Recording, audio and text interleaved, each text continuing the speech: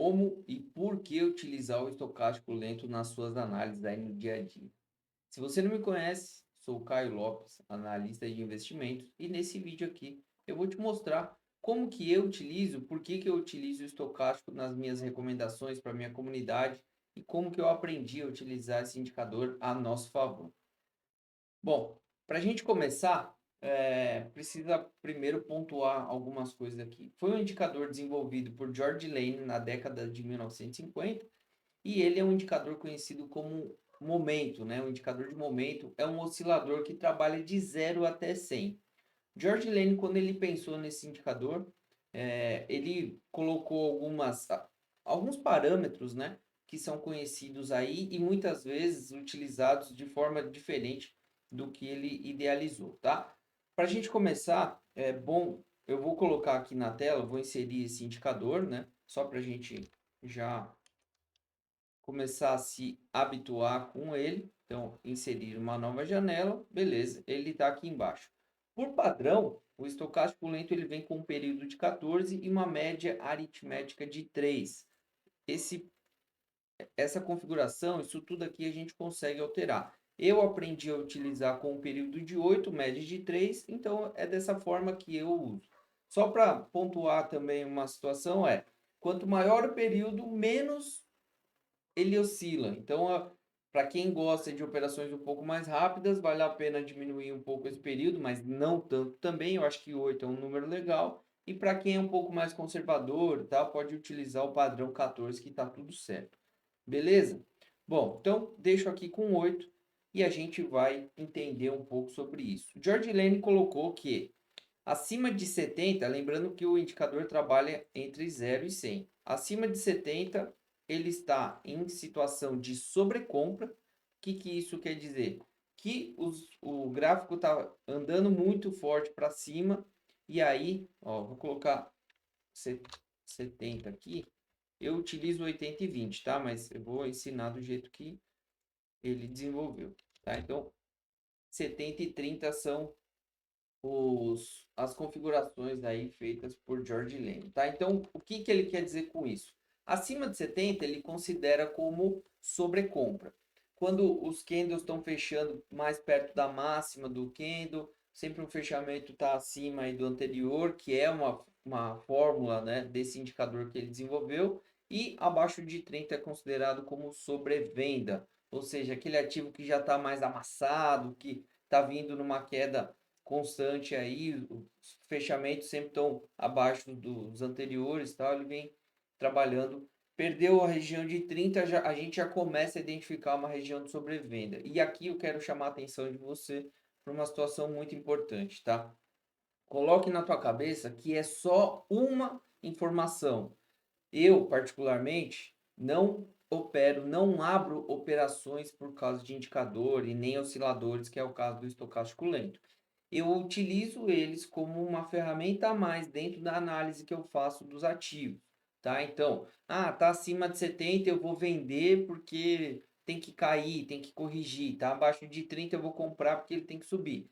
Não é bem assim que as coisas funcionam na prática, galera. Eu tenho um costume de falar que na prática é muito diferente do que está escrito em livros, né? E muitas vezes até em cursos que vocês fazem, que a gente faz, tá? Por quê? Porque algumas vezes, por mais que ele esteja trabalhando, por exemplo, sobrecomprado, não necessariamente o ativo vai cair para o estocástico lento corrigir.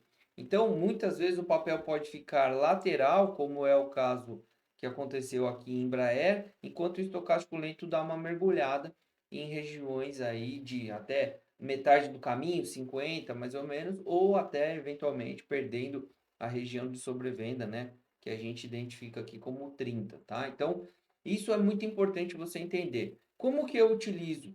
Eu utilizo o seguinte, eu fico de olho para procurar divergências e essa divergência tem que estar atrelada, eu tenho que ter mais argumentos gráficos para utilizar essa informação como algo a mais pensando numa operação, tá? Então, aqui, ó, por exemplo, eu tenho em Embraer, a gente percebe que o ativo vinha deixando, ó, topos um pouquinho maiores ascendentes, e se a gente pegar o estocástico lento, percebemos aqui, ó, na mesma situação, uma divergência muito forte de baixa. E é aí que eu gosto de mostrar para vocês, tá? Olha como aparentemente viria uma queda muito forte no papel e eventualmente algumas pessoas até podem ter vendido isso daqui acreditando numa queda acentuada. O que aconteceu? Na verdade, o papel formou uma correção muito mais lateral e aí voltou a andar a favor da tendência prévia. E isso também é algo importante que ninguém te ensina. Olha como teve uma divergência de baixa contra a tendência, e era assim que normalmente acontece, mas quando aconteceu um movimento de alta, ó, um fundinho duplo aqui numa correção que fez, olha como teve uma divergência de alta a favor da tendência prévia e olha como o ativo andou de forma muito melhor. Então, você pode colocar dentro das suas, dos seus checks aí, pensando, né, numa utilização desse indicador, como se tiver uma divergência a favor da tendência prévia, eu vou dar mais importância ao sinal. Se for uma divergência contra a tendência, eu preciso ter muito mais argumentos. Eu preciso ter muitas vezes uma relação de risco-retorno excelente para pensar numa operação contra a tendência.